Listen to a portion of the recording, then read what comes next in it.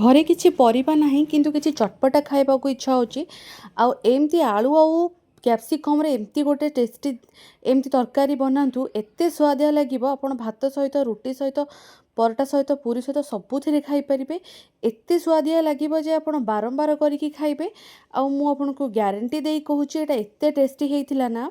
बहुत बढ़िया लगिला आम घर समस्त को भल लगिला मु आशा करूँ मो रेसिपीटा आपको भल लगे। नमस्कार गुनुस ओडिया किचन को आपण मानक अनेक अनेक स्वागत। तो देखो एबे रेसिपीटी स्टार्ट करबा करेईटे मु नहीं जाइछि एथिरे मु किछि 2 ରୁ 4 टेबल स्पून एथिरे मु तेल ऐड कर देइछि मोटी सोरिष तेल नहीं आप चाहिए रिफाइन तेल यूज करेंगे तेल भल भाव में गरम है अध छोट चामच मोटी देती जीरा भल फ्लेवर आसो आ गोटे तेजपत्र नहीं आउ खंडे डालचीन नहीं यार भी बढ़िया बास्ना आसे ये तरकारी तो टिके एपट सेपट करदे जीराटा भल भाव में जमी फुटीगला मुझे 8 ରୁ 10 टी कोला रसुण को एमती छोट छोट चॉप कर नहीं आपको टिके भाजीदबा। तो एबे देखंतु 2टी कंचा लंका को मैं छोट छोट काटिकी नहीं आपड़ जी राग खाइबे राग आपण अनुसार कम बेसी करेंगे आपको टिके मिसे दबा रसुण कंचा फ्लेवर गले हेरी ए जो पियाज को 2टा पियाज को मुझे छोट छोट चॉप करके रखी आपको भी ये सब देदेवी देखो पियाज को देदेवी पियाज दे सारा पर आपको टिके भल भाव में भाजीदेवी जमी यार टिके कलर चेंज हो ट्रांसपेरेंट हो पूरा पियाज स्मेल गला पर्यंत आपको भल भाव में भाजी नबा। देखो ये मोर टिके हो सारा ता भितर मुझे देखे दूसरी एवं आलू तो आलू मुझे 4टी मीडियम साइज आलू नहीं आपको चोपा छड़े काटिकी आपको पानी रे पकईकी रखी पानी रे पकईकी रखिले कौन कला हेनी एवं पानी सब ये बाहर कर नहीं देखो टे मोटा मोटा बड़ बड़ टे सैज काटी यही तरकारी एमती टे काटिले बढ़िया लगे। तो देखो आपको सब भल भाव में मिसईदेवी मिसई सारापर आपको लुण देनी मुझे लुण मझे देवी एवं घोड़े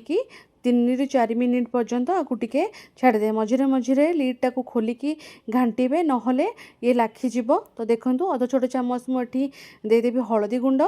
आउ देदेवी ये गोटे चामच देवी धनिया पाउडर आपड़ चाहिए जीरा पाउडर भी दे पारे स्वाद अनुसार मुझे लुण देदेवी जी आलू नहीं कैप्सिकम को देखिकी लुण देदेवी आ गोटे चामच मुझे काश्मीर रेड चिली देती कहीं भल कलर आसो आपको सब भल भाव में मिसईदबा आपको भल भाव में मिसई सारापर जमी आलू मसला गुड़ाक भल भाव कषापी लिडटी पुणी बंद करी 3 ରୁ 4 मिनिट पर्यंत मीडियम फ्लेम रे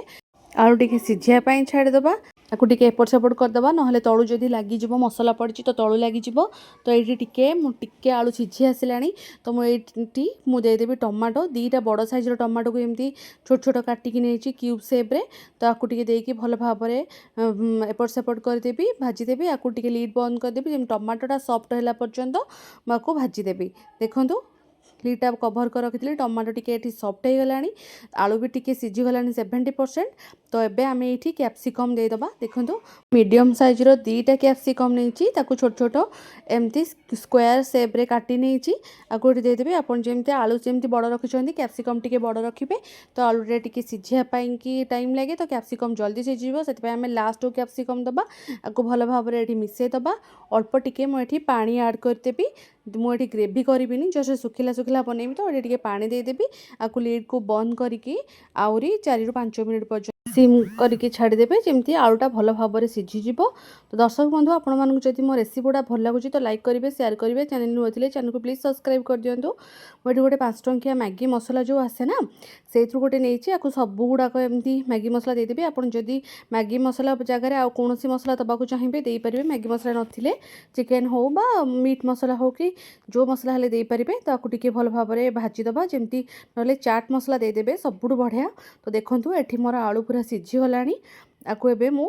4 ରୁ 5 मिनिट पर्यंत एपट सेपट एमती करके टिके भल भाव में भाजी नेबी। एठी मु तरकारीटा ड्राए रखी ग्रेवी देनी। तो देखो ये अध छोट चामच देदबा गरम मसला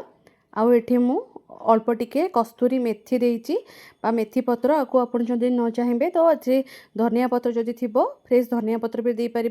तो आपको मुझे 5 मिनिट पर्यंत लीडटा को बंद कर रखी तापर खायापी बाड़े बहुत बढ़िया। देखो केमती टेस्टी देखा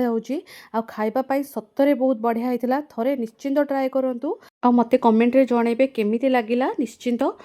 आउ एक भात सहित रुटी सहित पूरी सहित पटा सहित सबुतिर खाईपारे रोचे आसवा गोटे सुंदर रेसिपी को नहीं से पर्यंत मत विदाय दिंतु। नमस्कार जय श्री जगन्नाथ।